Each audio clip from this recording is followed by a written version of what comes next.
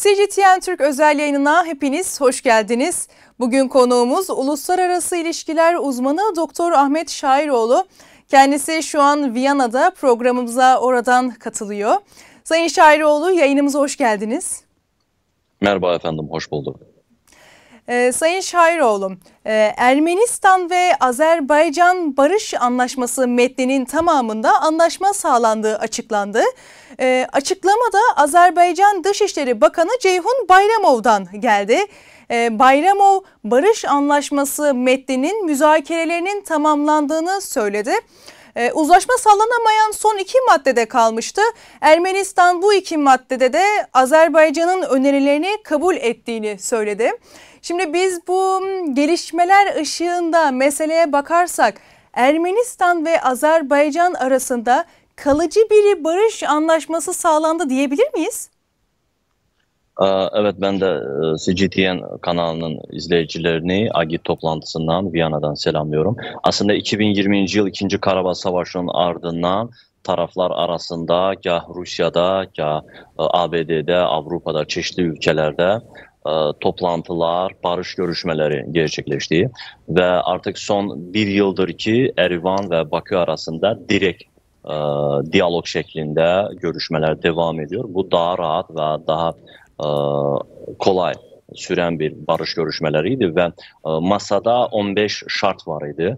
Bu uluslararası hukuka dayanarak ülkelerin birbirinin toprak bütünlüğünü, egemenliğini, sınırlarının dokunulmazlığını karşılıklı şekilde kabul etmek, daha sonra sınırların açılması, ticari yolların, ulaştırma yollarının ulaşımının açılması var idi.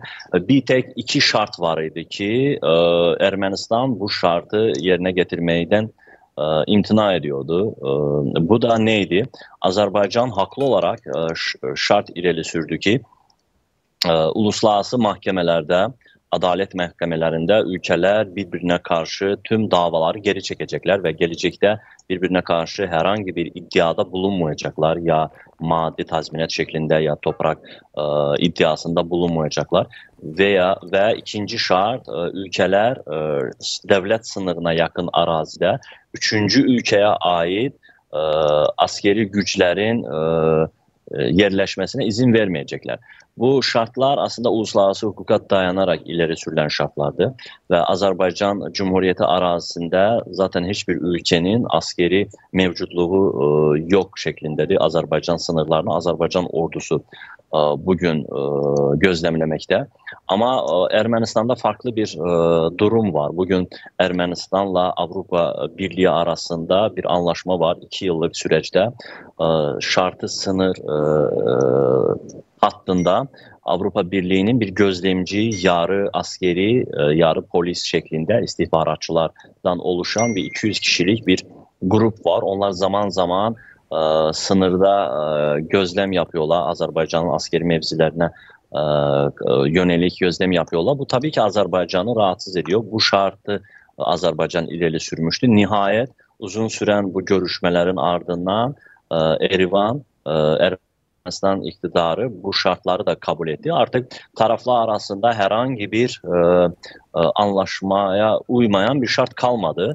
Bu ise o demektir ki artık çok yakın bir zamanda Azerbaycanla Ermenistan arasında kalıcı bir barış anlaşması imzalanabilir. Şimdi artık Rusya'dan bir teklif geldi. Bu barış anlaşmasını Moskova'da imzalayalım diye. Ve çeşitli ülkeler, çeşitli güç merkezleri, ABD olsun, Rusya olsun, İran olsun, Avrupa ülkeleri, Avrupa Birliği yönetimi taraflar arasında bu uzlaşmayı büyük bir memnuniyetle karşıladılar ve çok yakın bir zamanda Azerbaycanla Ermenistan arasında kalıcı bir barış anlaşmasının imzalanacağına inandığını söylüyorlar.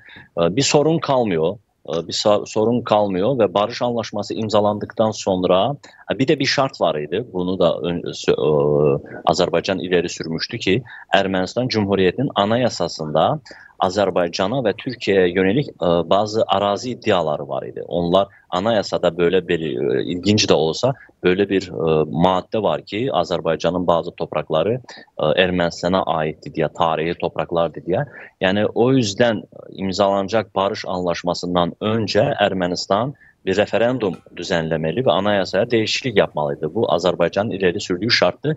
Nihayet ki Ermənistan tarafı bu şartı kabul etti ve çok yakın bir zamanda Ermənistan'da bir referendum düzenlenecek ve anayasaya değişiklik yapılacak ve bundan sonra taraflar arasında barış anlaşması çok kolay bir şekilde kısa bir zaman süresinde imzalanacak.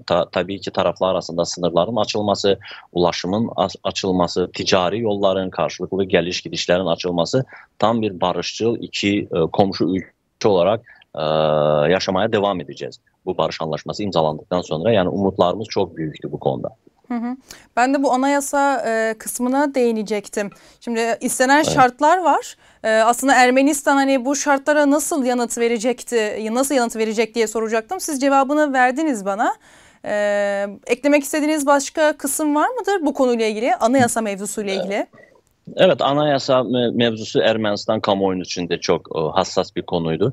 Çünkü hala Ermənistan kamuoyununda bazı revanşist, intikamçı güçler var. Özellikle de Rusya tarafından desteklenen, batıdaki Ermeni lobisi tarafından ciddi şekilde desteklenen muhalif güçler var. Onlar Nikol Paşinyan iktidarına karşı direnmekteler ve onlar hala Azerbaycan'a karşı yeni savaş başlatılması, Karabağ ve diğer arazilerin geri alınması bağlı hayaller kuruyorlar ve o yüzden anayasaya değişiklik edilmesi Nikol Paşinyan iktidarı için bu kararın alınması hiç de kolay olmadı.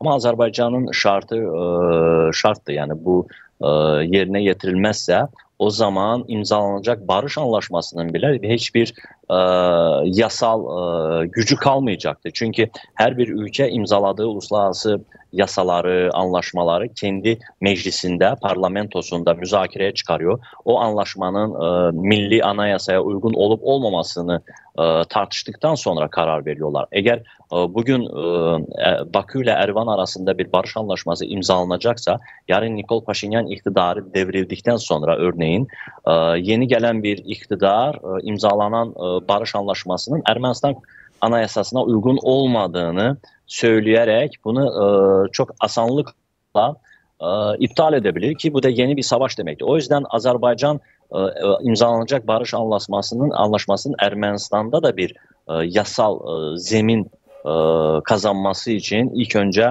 anayasanın değiştirilmesini talep etti ki uzun süre bu konuda tartışmalar devam etti ve nihayet geçen hafta taraflar bu konuda da anlaştılar. İnşallah yakın zamanda Ermənistan kendi anayasasını değiştirecek. Ondan sonra artık kalıcı barış anlaşmasına imzalar atılabilir.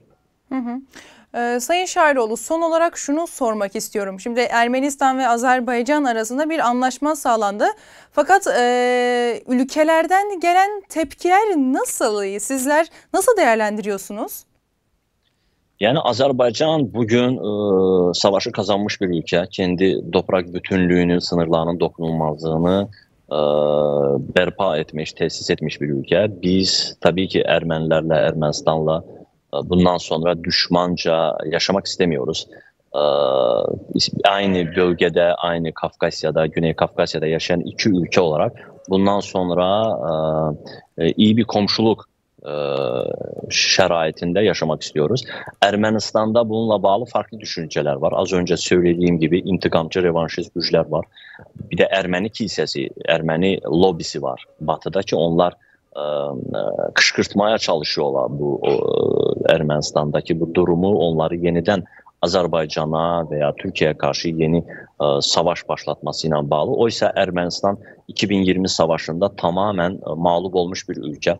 Ermənistan ordusu diye bir güç kalmadı. Azerbaycan ise bölgenin en güçlü ordusu sahip.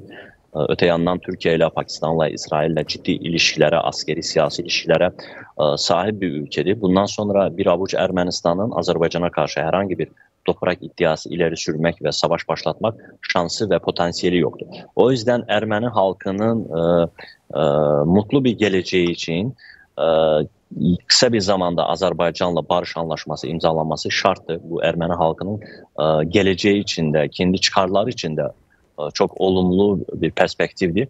Ve öte yandan Azerbaycan'la barış anlaşması imzalamanın hemen ardından Türkiye ile de normalleşme süreci hızlanmış olacak ve Türkiye ile de sınırların açılması Ermenistan'ın hem siyasi hem ekonomi alanda kalkınmasına neden olacak ki Nikol Paşinyan iktidarı şu anda bunu yapmakta. Bazı engeller, bazı direnişler olsa da muhaliflerden, ama eninde sonunda bunu imzalayacak ve Azerbaycan'la, Türkiye ile, tüm komşularıyla iyi bir komşuluk siyasetinde yaşamaya devam edecek. Belki de kısa bir süreden sonra Ermeni halkı, o revanşist güçler bile anlayacaklar ki barıştan başka seçenek yok. Yani savaş facia demekti, savaş ölümler demekti. 30 yıllık savaş Ermenistan'a, Ermeni halkına hiçbir şey kazandırmadı.